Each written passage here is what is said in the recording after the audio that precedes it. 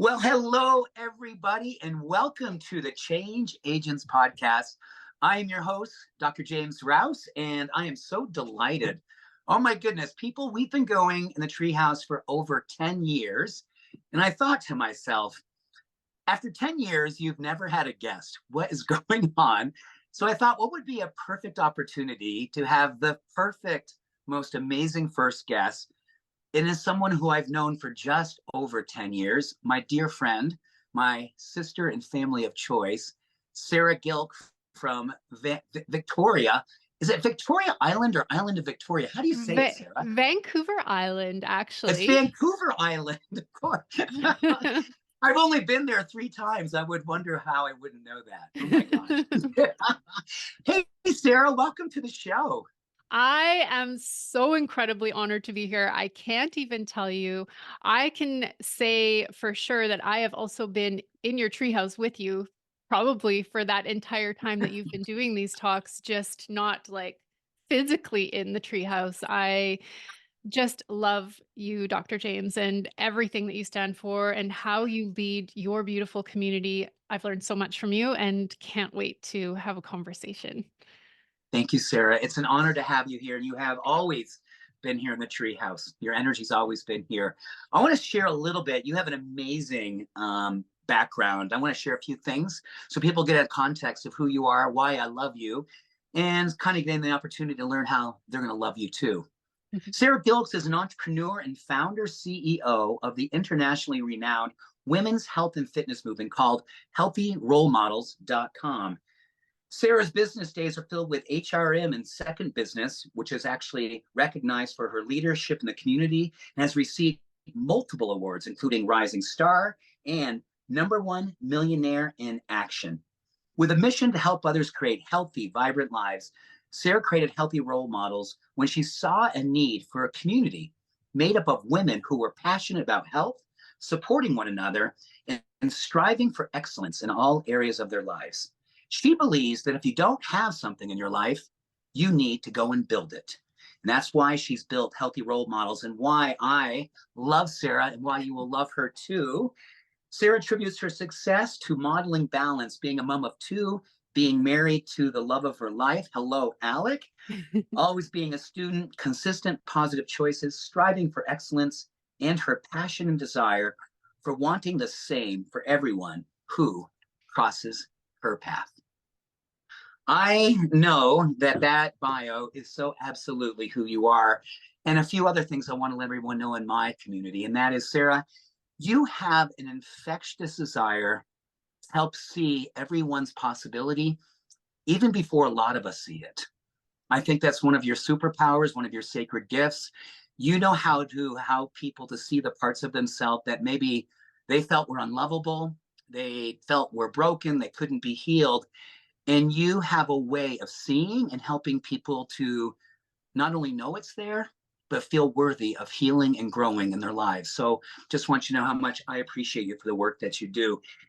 Sarah, how is it that you did this movement to Healthy Role Models, given the fact that, people think about self-care as a way in which there's always different things that we can be teaching, but I really believe the way in which you teach is this whole idea of role modeling as being the most powerful and persuasive way to let people see what's possible. Tell me how you came about noticing and creating that in your life. Well, first of all, thank you for your beautiful words, Dr. James. So with healthy role models, I would say the catalyst for it was because I was in a place in my life where I didn't feel like I had that support around me. Yes, I have my mom as an incredible role model, but in terms of community and other role models around me, I didn't have that. And so I found myself in this place where I just felt really alone. And I stayed there for a while, actually. That's when I decided that, if I'm feeling this way, that there must be other women that feel that way as well, who want to be living healthy and strong and being incredible role models for the people around them, knowing that that is what creates the most change. Like when our little people around us see us looking after ourselves, that is what they're going to learn to do for themselves as well. And so that's how it kind of started. when I started to then integrate a lot of the teachings that I've learned from you and some other incredible mentors in my life, that's when the community really started to flourish because it became so much more than just looking after ourselves. It was we had a purpose greater than ourselves, like that stepping into that role model mindset and then also integrating all of the other things to help other areas of our lives flourish. That is where the magic truly happens. So it becomes infectious when you're surrounded by other people who are living that way. And that is the power of community. And you know that. We could probably do an entire episode just on community.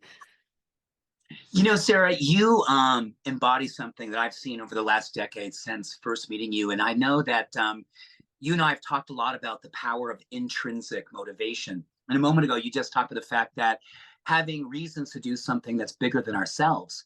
Do you find with the women that you mentor, people in healthy role models, and just people you come across on your path, when they are looking for that thing, the catalyst, the linchpin, the thing that gets them to say, this is the time I'm absolutely committed. Maybe it's the first time, it's the final time, but I am now going to see the motivation that I need as something that is truly bigger than me. It's not going to be necessarily about muscle tone or losing weight or heart rate variability, all the different parameters we look at on one level of fitness, but more about the side effects of what it means when you step into your power of self-care. What is it about intrinsic motivation that you've seen be this powerful, but sometimes mysterious way in which we motivate ourselves? Well, I can tell you that I'd say 99% of the women who actually start the program with us and they join Healthy Role Models, they do want that like extrinsic satisfaction or benefits. And it isn't until they actually step in and they attach to the deeper reason why that it matters that they're looking after themselves and their health. That's when we see the shift happen. And so we have ways within our community and our program and ways that I adopted myself first, of course, but that we help them attach to that and why, like what is that bigger reason why. And again, that's where we see that shift happen with then going to intrinsic. And that's what makes this long lasting. And it's all about sustainability and longevity instead of something that's fleeting. That's when it's out here, it's fleeting and it doesn't matter. But when you can attach to it on your inside, that deep, deep reason why, that's how you make it your lifestyle and become that role model.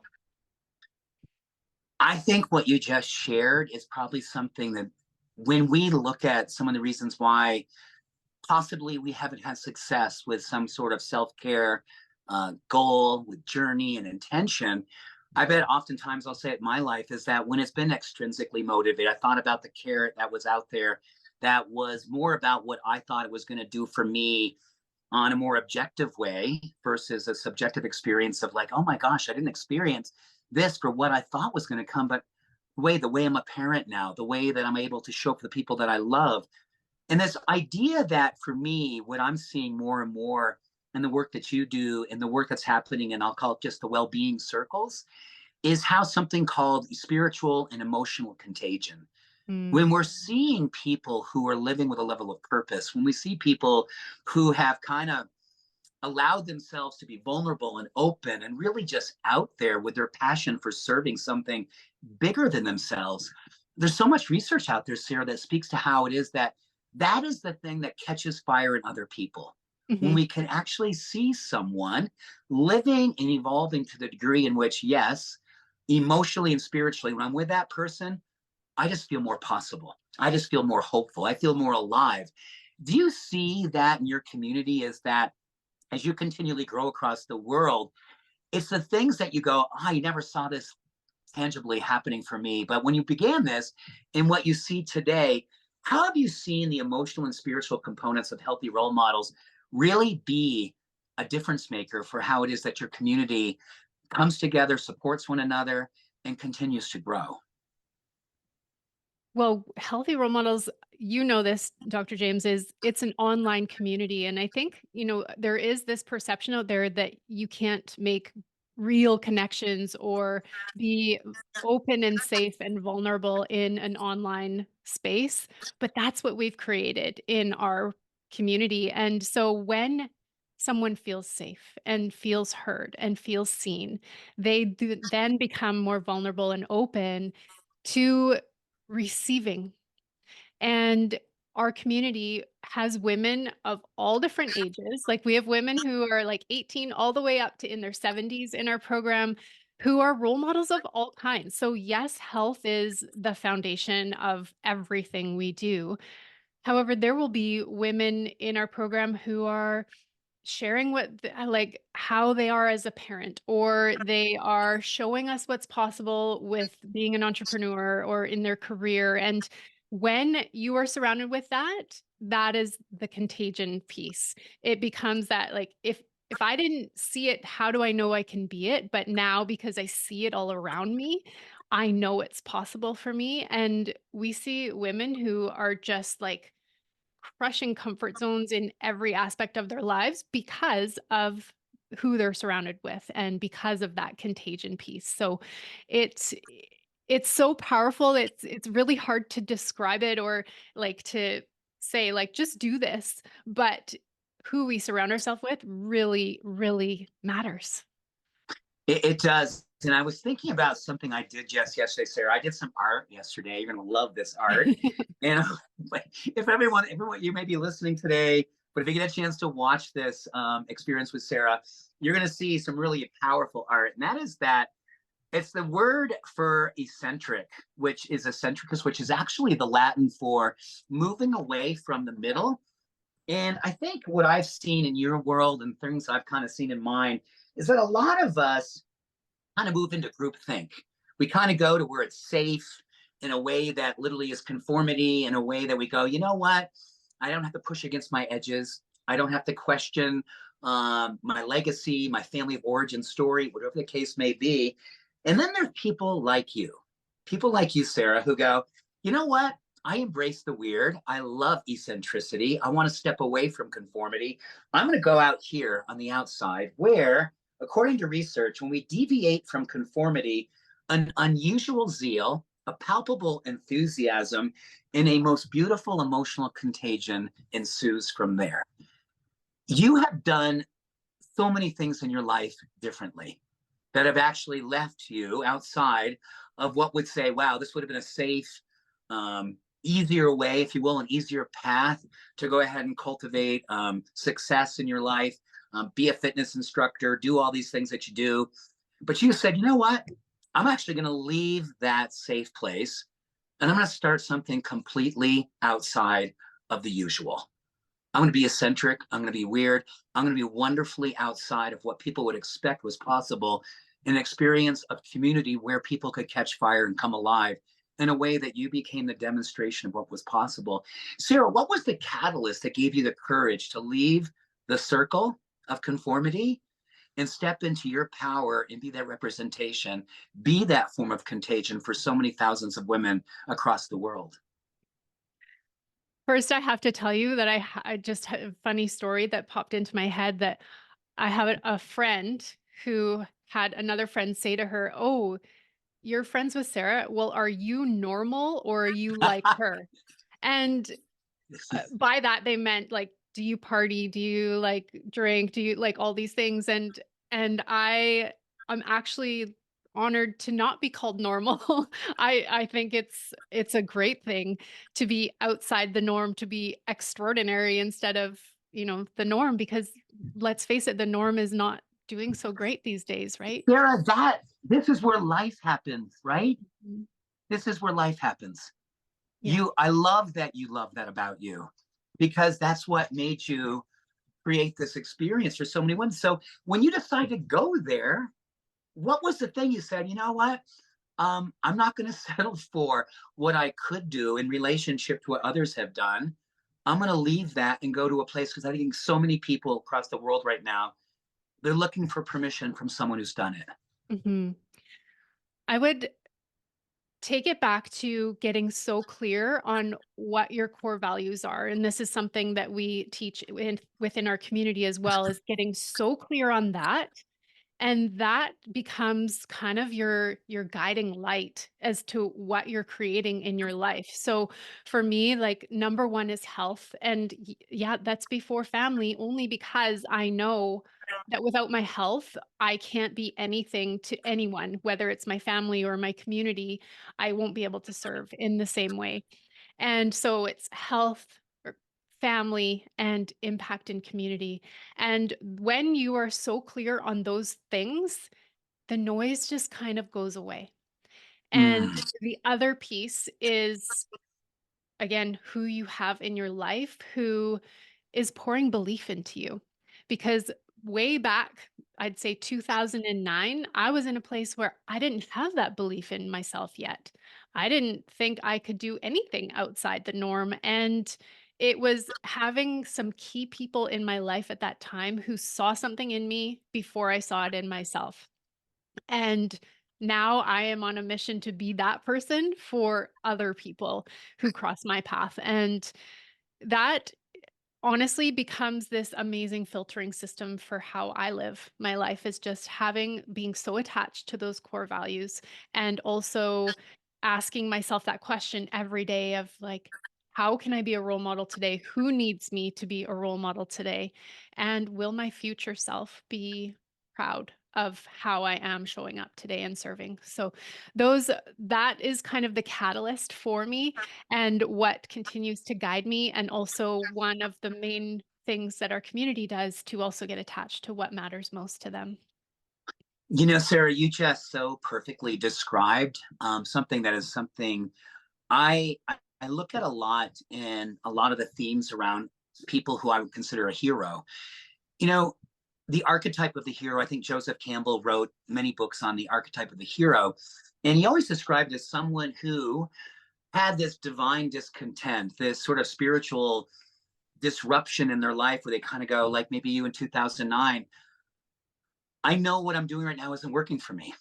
And I know I got to find out what would help me to catch fire, what would help me to come alive, what maybe help me to love myself unconditionally, where you said, where I would be proud of who I am. And you leave the comfort place, the eccentricity, you go into the woods, according to Joseph Campbell. The hero goes into the woods, the metaphorical woods, where we have a dark night of the soul. We're brought to our knees. We're frightened. We're scared. We're losing ourselves. And then we decide, I'm not going to abandon myself. Mhm. I'm going to figure out what makes me come alive. I'm going to figure out where that love resides. I'm going to figure out the thing that it is that God put in me so I could then become what I know my sacred contract, when I took my first breath, the thing that I signed. And then when you realize that that work that happens in that dark night in the forest, the hero, she returns and shares what she's learned. That's the Mm, hero. yeah. She goes to that place. And I think for everyone who's listening today, if you're in a place where you're going, oh my gosh, I feel my confidence is waning. I feel alone. I feel like I'm so disconnected from the purpose in my life. As you said it so perfectly, Sarah, don't abandon yourself. Stay with yourself. Go deep within yourself and find that part of you, that spark, and know that that spark will continue to grow. And then once you know what it is that your work is all about, then you have the confidence and the purpose to go back into the world and show people what's possible. Mhm. That's the work of the hero today. And I feel like when I've spent time with you in your community, different events you've done online, which, oh my gosh, it's like a sea of the most beautiful faces, and everyone's flexing and everyone's smiling and everyone's laughing and saying all these beautiful things to each other. Everyone is cheering for one another. Sarah, I think that's the embodiment of what you said in 2009. You literally went to the place that was the hardest place you could go to fall in love with your life and the purpose and possibilities, and then you returned. Mm. That type of permission, I think, is what most people would love to know is something possible for them. And when you think about the space of personal development today, you and I've read all the books, I'm sure, most all the books. We've been to the seminars, we've met at seminars. What is it that you believe underneath all of the the personal growth, the spiritual opportunity, the fitness, the well-being, what is the common channel that really you believe everyone really does have an opportunity to tap into, that really helps us to create the space of common humanity, where you and I know that community is the essence of healing? When we have a place to go where we're safe to be seen, our greatest work happens from there. What is that common channel that you see across all these different places that you've taught from, that you've learned from, that you've supported others from? Where do we all come together in community? It's that common desire to have something different than Mm, where we're at. It's that common desire to be in exceptional health. It's the common desire to want to continue to grow, and just being so attached to that. Because again, when we go to that extrinsic stuff, it's so fleeting, right? So what binds us together are those common desires for something different than where we're at. And it continues to go that way. Like I call it striving with gratitude. Like mm. to be so grateful for where we are right now, and also being open to continue to grow. That is where magic happens. You know, you just perfectly, and have you read any Kristen Neff in your No, life? no, I haven't. Okay, so Kristen Neff is this amazing, she's a PhD in humanistic psychology, and she wrote the book on compassion and how she speaks to what it is that this, what brings us together is this place in which we can put our guard down together. Mhm. We can put our guard down, just the way you said, that we want something that's different. We have a desire not to feel like we are constantly trying to figure out where we fit in, but we decide, I want to belong. Mhm. And that distinction between fitting in, which I think in so much in the wellness, in the fitness space, a lot of time I find that it's scary, it can feel intimidating, and we try to fit in. We try to kind of develop a persona so we can fit in. And I think, Sarah, what you just described for all of us is that desire is really the commonness that we all just want to belong. You Yeah. want to belong to something that gives us a sense of purpose and hope. And we love to look around in our community and go, oh my gosh, she's like me, he's like me, I'm like them. And it's not about the ego, it's about the soul directed understanding that every human being is looking for belonging. Mhm. When you think about the people that have found you and found healthy role models, what is the one thing that they said to you? Or is there a few things that really served as the catalyst where they go, exhale, I'm home now. I'm finally home. It really is the community piece. I see, like I said, so many people start, women start because they want to feel different physically. They want to look stronger and be stronger.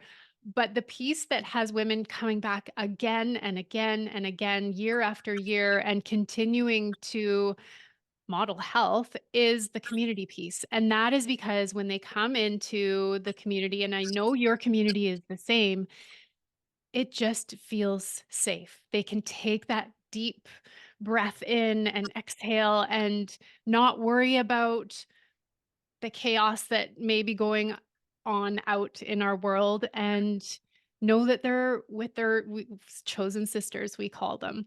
And it just it's what we need right now. We need that safe space to go. We need to feel seen and heard, and that we belong. And so that's what we have. We have close to 1,000 women who are continually supporting each other. You can go into our community at any time and post, and you will have women who are there to support you, to cheer you on, to give advice. And I don't know that that happens enough in our world. And so that's what we need more of. I think the answer is absolutely it's not happening enough. And I think Mhm. that's why when I first met you 11 years ago, your infectious nature that I hope everyone gets a chance to experience today, because who you see, this community that I have hopefully introduced to you and they and to you, This is really what it is that I think that you have given yourself permission to embody. When you think about the world and the future for healthy role models, is there something that you feel you are being called to do that may be your next big, oh my goodness, this is going to be scary, but this is really my next evolution. This is a thing I need to do. This is what I'm being called to do. Do you have something like that that you're seeing on the horizon for yourself?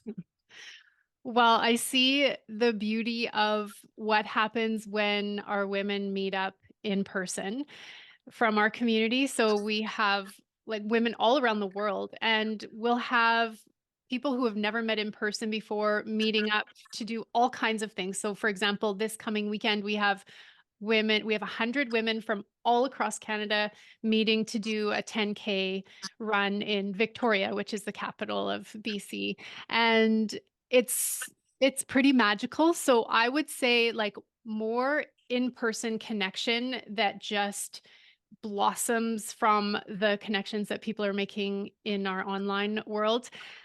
And then the other piece that where I see a real need for right now, and maybe it's because this is the phase of life that I'm in, is for a lot more support for women who are going through transition of like midlife, perimenopause, menopause years, support in all aspects of that. So like physical and mental and just like whole wellness with that. So Wow. So getting people together, and because you've been at this for over 10 years, and as you grow and evolve physiologically and spiritually and emotionally, isn't it awesome to see women moving in these different times in their life to experience different things that are happening within their physiology, their emotional harmony, and then I think just on a spiritual level, all these beautiful rites of passage that you get a chance to be a witness with other sisters of yours and to witness yourself sharing your journey. I think those are the things that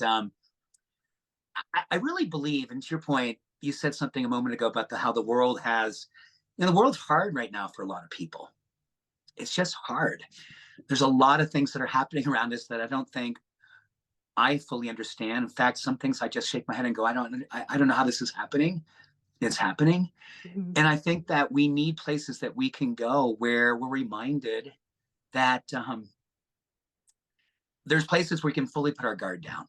mhm, There's places where we can actually fully give ourselves permission to be loved for who it is that we would love to be and love for where we are presently. mhm, I think that's one of the most beautiful things about what I see in the work that you do. And I think what I love to people to understand about healthy role models is that you meet people where they are, but you also hold a vision for where they'd love to be. And I think everyone today who's listening, take a moment right now and think about where you are in your life. You're listening to Sarah talk about things that she's seen with these women across the world, her own transformation. And if you've been a part of the Treehouse community for these last number of years, you've probably heard things that I've shared about the places that I've been in my life and the struggles that every single one of us have. And giving ourselves permission to not have shame around that, but have an opportunity to see ourselves unconditionally with a level of love and acceptance so we can see ourselves to where we ideally would love to continually evolve and be. Sarah, before we say goodbye, I would love for you to tell us about one of your most favorite practices that you believe has become your most powerful, passionate, and purposeful self care practice. And Oh. it is something that can be just the thing like, oh my gosh, this is my non negotiable and it does this for me. What is that, Sarah? Well, I can tell you, James, that it's definitely evolved depending on the era that we're currently in. Some of my practices has shifted a little bit. So a couple of years ago, was going through a really heavy burnout period. And leading up to that, I was a strict member of the 5 a.m. club and had all of these rituals that I had in place. But I was doing that almost to a place of um, detriment to myself, where if I went to bed at like midnight or 1 a.m., I was still getting up at 5. And so going through that period of burnout, I got so clear on what I needed to be able to continue to serve the way I wanted to serve, show up for myself and for everybody else. And so I'm in my sleep era right now. I'm in Oh my gosh, let's yes. look after our sleep era. And so I will get up at 5 a.m. some mornings when I am working with my community, and most mornings I'm up at 6 a.m. So my favorite rituals right now are I have 2 times in the day where I journal. And I keep it very simple. This is also something I encourage the community to do. I have write down one thing I'm grateful for, one thing I'm proud of, because often, we're hard on ourselves and it's hard to come up with those things that we are proud of from the day. So I'm intentional with looking for that.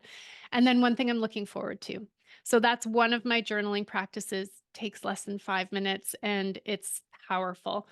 The other one happens at the end of the day where I write down my wins from the day, and they can be super small, but I tell you, I go to bed feeling proud and content and accomplished and grateful.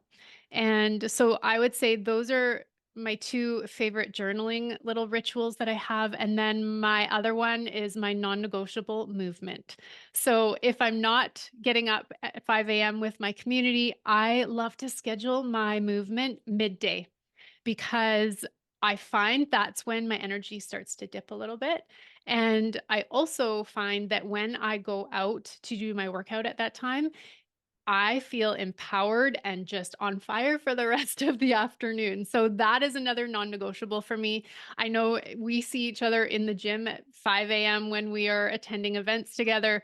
That when you have that core foundation value of health, you make it work wherever you can in your day. So when we are attending like at an event, a seminar where we're going to be sitting for a good portion of the day, I will make sure that that happens first thing so that I'm primed for my brain, for my body, for the entire day. So those are my like top non-negotiables. How about you, Dr. James? I want to know what your top is. Okay, so what I love, one thing I'm grateful for, one thing I'm proud of, and one thing I'm looking forward to. Mhm. And the thing that you said, and I'll share mine in a second, Sarah, giving permission to rest. Oh my Mhm. gosh. You and I are in the same era. I am in the sleep era right outside of you. Sarah, I'm going to bed now at 8:15. Wow, that's impressive. Quarter quarter of eight, and I don't get up until 4:30 ish. So I'm in bed 8.5 hours. And so two things I want to remark on. Everyone who says, "Oh my gosh, I see Sarah. I'm listening to Sarah. James, I know how you have this thing about kind of a human doing thing."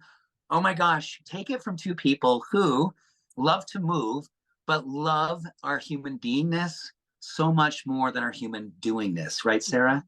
Mhm. And Yeah. giving ourselves permission to rest, recognizing when we're pushing up against edges that are not healthy, burnout, fatigue. Um, I call it emotional reactivity that's just unreasonable towards ourselves.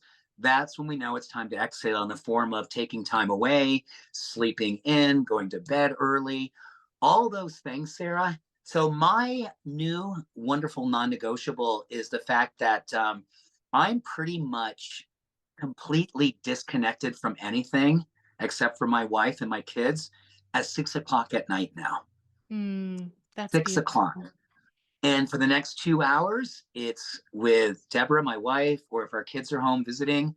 And it's reading, it's meditating, it's doing some yoga, and it's all very yin. It's not like heavy duty this and moving that, and all the things that the mornings for me are.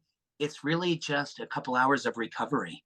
So when I go to bed, I have literally been almost kind of pre-gaming for 2 hours before bedtime. Yeah. And that to me has been one of the most profound breakthroughs in my life. And I can't imagine, and Sarah, you know this because we do a lot of events together. I'm always get the, I don't call it the knock, but it's a bit of a knock, right? Because no one ever sees me at night, ever. Where's James? And James is always by 6 o'clock in his room, in his wind down, not really much of a social guy at night, don't drink, don't like to eat late. And it's been something I've worked on making peace with And because I sometimes feel like I'm going to miss out, but I've like you, I find myself kind of going from FOMO to JOMO. JOMO is the joy of missing out. Hmm. And I think that for a lot of us out there who feel like they have to be on, and being on sometimes feels tiresome, and sometimes it feels like we're not honoring ourselves. Sarah shared it. I'm sharing it. The superpower of recovery and rest and all those ways of self care, which don't get enough attention in the space that we're working in, is absolutely one of the most beautiful things we'll do for ourselves. So beautiful. Yeah, and it's again, it doesn't have to be complicated. I think it's really, again, getting back to what matters most. How do you want to feel? How do you want to show up tomorrow? Like I'll ask myself that when we're at an event and there are things happening late into the evening where, it feels like, oh, I should Sarah, have how done do that. you exit gracefully? How do you do I it? just honestly, I don't make up excuses or anything. I just let everybody know that I'm going to be up early tomorrow and I want to get my workout is important to me. I want to show up my best tomorrow and just tell everybody to have a good time. Like it doesn't have to be complicated. I think if we make a big deal out of all the reasons, why, then it becomes more of a big deal, but you have to look after you. Oh my gosh, there's so much wisdom in that. It doesn't have to be complicated. It's when we make a big deal about our dismount when we're leaving is when it creates all this other energy. Um, and I can tell you before we say goodbye, Sarah talked about when we're at events anywhere in North America when we see each other, I will show up in the gym. Usually it opens around 5 a.m. I'll walk through the front door. I'll look to the left, and it's Sarah and usually a couple of her healthy role model sisters just crushing it already. Sweat beads everywhere, full on effervescence. And I'll go, all right, this looks so good. And I can absolutely 100% count on it that I can look to the left in this particular gym in Toronto, Canada, and know exactly who I'm going to see first. And it's you, girlfriend. It's always you.